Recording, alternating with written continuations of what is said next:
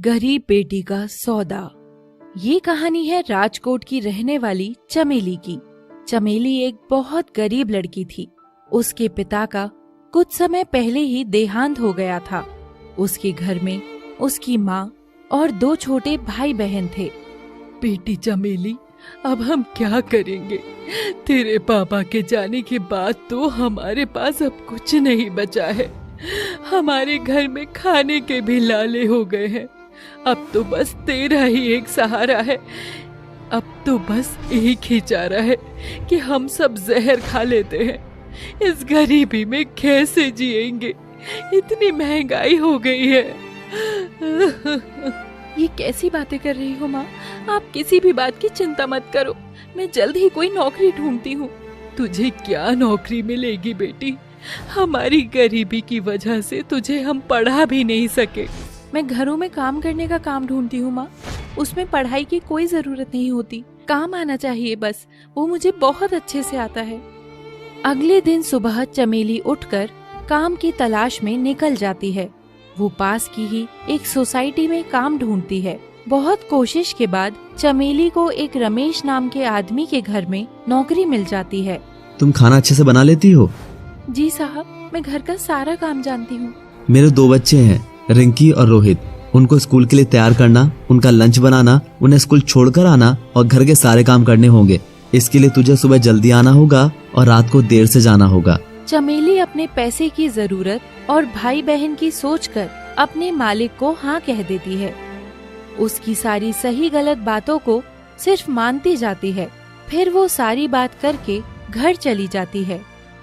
माँ, मुझे नौकरी मिल गई है। अब आप चिंता मत करो किसी भी बात की। बहुत अच्छे बेटा, सब काम अच्छे से करना। और वो तुम्हें कितने पैसे देंगे? माँ, वो मुझे 5,000 रुपए देंगे। अरे, इतने कम पैसे? इसमें घर कैसे चलेगा? कैसे राशन आएगा? तेरे भाई बहनों की पढ़ाई भी तो है, मेरी दवा भी है। कैसे होगा सब? सब हो जाएगा माँ, तू चिंता मत कर। अगली सुबह जल्दी उठकर चमेली काम पर चली जाती है। वो अपना सारा काम बहुत अच्छे से करती है।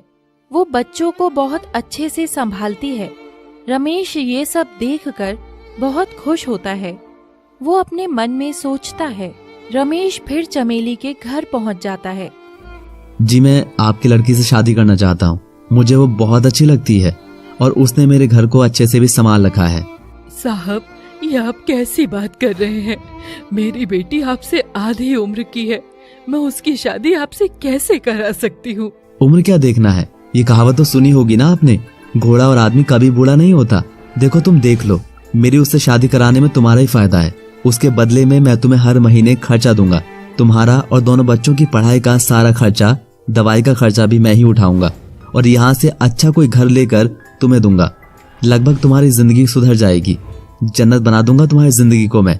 और सबसे जरूरी बात, तुम्हारी बेटी की जिंदगी बन जाएगी। रानी बनकर रहेगी वो मेरे घर में। चमेली की माँ को लालच आ जाता है और वो इस रिश्ते के लिए हाँ बोल देती है। रमेश ये सुनकर बहुत खुश हो जाता है और एडवांस में चमेली की माँ को 20,000 रुपए दे जाता है। अगले दिन चमेली की माँ चमेली से बात करती है और कहती है, चमेली, तेरे लिए एक रिश्ता आया है। लड़का बहुत ही अच्छा है और बहुत अमीर भी है। पर माँ, मैं अभी शादी नहीं करना चाहती। अगर मेरी शादी हो गई तो ये घर कैसे चलेगा? तू उस बात की चिंता मत कर। जो तुझसे शादी करना चाहता है वो हमारी सारी जिम्मेदारियां उठाने को तैयार है।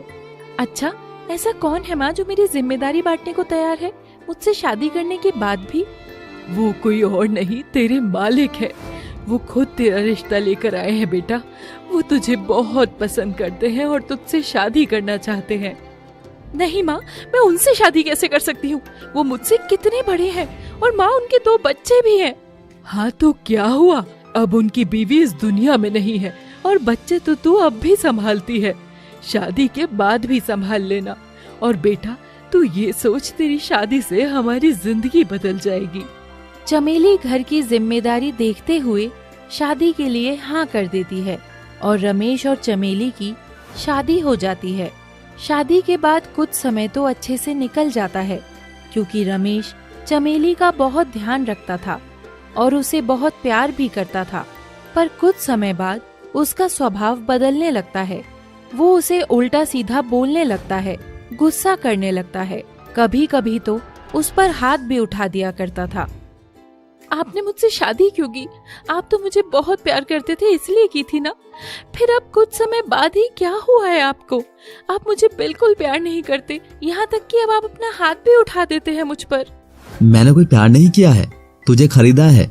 मैंने तेरे बदले तेरे घर की जिम्मेदारी ली थी। तू मेरी गुलाम है जो मेरे बच्चों का और मेरा पूरा ध्यान रखेगी, हमारी हर जरूरत को पूरा करेगी। रमेश को कोई फर्क नहीं पड़ता था कि चमेली उसके साथ खुश है या नहीं। उसे सिर्फ अपने बच्चों की और अपनी शारीरिक जरूरत पूरी करनी थी, चाहे उसके लिए उसे चमेली के साथ जबरदस्ती ही क्यों न करनी पड़े। एक दिन चमेली गुस्से में अपने घर चली जाती है और अपनी माँ से कहती है, माँ, वो मुझसे बिल्कुल प्यार नहीं करते हैं। वो आजकल मेरी बहुत पिटाई करते हैं, बदतमीजी भी करते हैं, बात बात पर हाथ उठाते हैं। माँ, मैं उस घर में वापस नहीं जाऊंगी। तू ये कैसी बातें कर रही है बेटा? अगर तू वहाँ नहीं गई तो ये घर कैसे चलेगा? हम सब सड़क पर आ जाएंगे। ये मकान और सब कुछ तेरा पति का ही तो दिया हुआ है। अगर तू नहीं गई तो हम कैसे करेंगे? तेरे भाई बहन की पढ़ाई कैसे होगी? तो तुम ये चाहती हो कि वो मेरे साथ कैसा भी बर्ताव करे, मुझे उसी के साथ रहना है, चाहे वो मुझे कितना भी मारे पीटे? बेटा, यही जीवन है। अगर लड़की का पति उसको कुछ ना कुछ कहता ही है और अगर हाथ उठाता भी है तो तेरी हर जरूरत को पूरा भी तो करता है। तुझे उसी के साथ रहना होगा। अब तू जा अपने घर। चमेली बहुत उदास होकर वापस रमेश के घर चली जाती है। आ गई घर वापस? मुझे पता था तेरी माँ समझदार है और उसको पता है कि अगर तुझे वो वहीं रख लेती तो उसका घर कैसे चलता। अरे पागल, तो अब भी नहीं समझी? तेरी माँ ने मेरे साथ तेरा सौदा कर दिया है और अब उसे सिर्फ अपने ऐशो आराम से मतलब है, ना कि अपनी बेटी से। अब चल तू यहाँ से जा और घर का काम कर। चमेली बहुत रोती है और वो अंदर से टूट जाती है, क्योंकि बहुत हद तक रमेश की बात सही थी। फिर वो ऐसे ही अपनी जिंदगी काटने लगती है। रमेश उसे बात बात पर मारता पीटता रहता था। वो सब चुपचाप सहती और वहीं रहती है। उसने अपनी जिंदगी का सच मान लिया था कि गरीब बेटी का कोई वजूद नहीं होता। उसका सौदा कर देते हैं लोग और बाकी सब खुश रहते हैं। परंतु जिसका सौदा होता है उसके मन में क्या बीतती है सिर्फ वो ही समझ सकता है। इसी तरह के कार्टून वीडियो देखने के लिए कार्टून्स टाइम चैनल को सब्सक्राइब और बेल आइकन को प्रेस करें। और हाँ, वीडियो को लाइक और शेयर जरूर करें। धन्यवाद।